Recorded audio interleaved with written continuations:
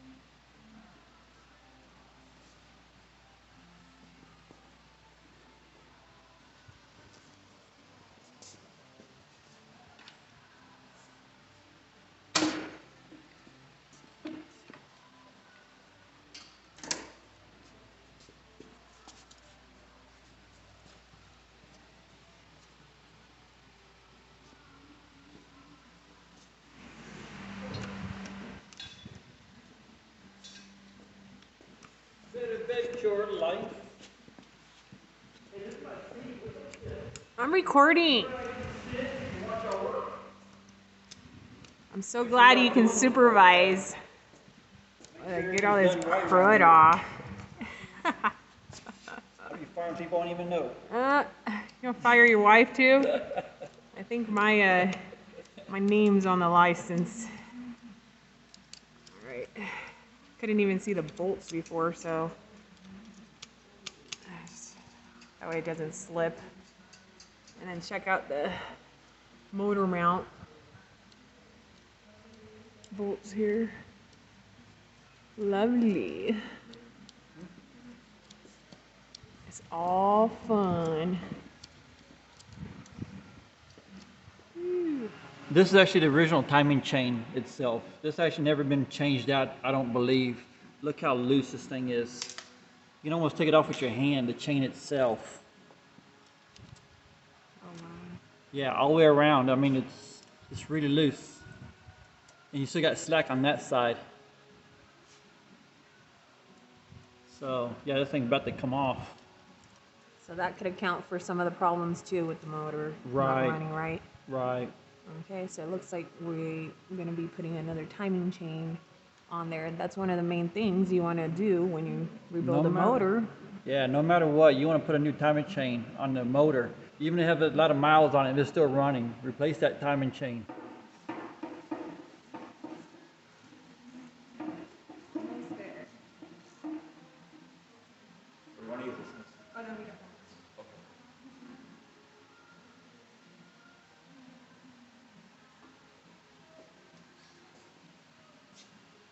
We are taking off the oil paint. Yes, she is a mess. Nasty.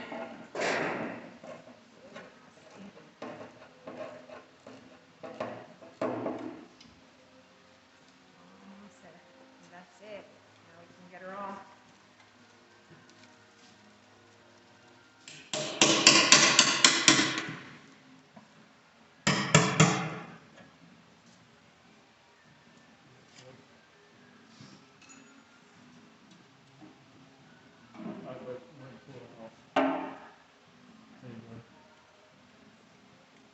There it is. Okay, so this is the camshaft that came out of that 472. You have burn marks where it's never been replaced in decades.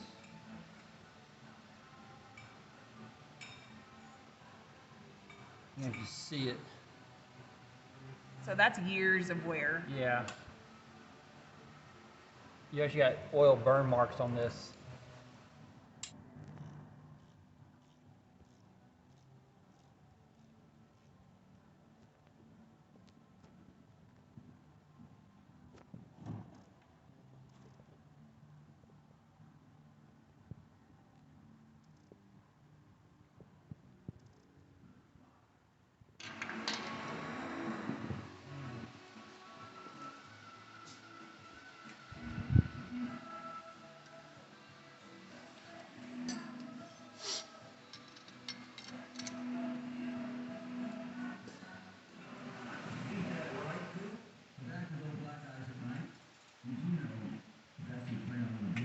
Got it to our machinist.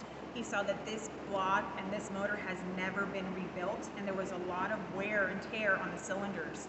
So what we had to do is bore the cylinders out 30 over.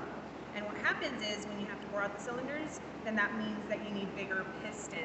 So you can't use the old original pistons that were in there since the 1960s anymore. We're going to be putting in larger pistons and piston rings. So that's what I'm working on right now, putting in the new piston rings so that we can start assembling this again. We got our heads over here, freshly machined, ready to go. And we have our crank that has been balanced and taken care of also. So you want to make sure that anytime you rebuild a motor, you actually make sure that the heads, the crank, the block, everything is good. Because there's no point in putting a motor together and you realize that you have a cracked head or a cracked block or you have anything wrong with your crank. So we're going to start rebuilding this. We're going to get the new pistons in, and I'm excited to show you the rest of the build.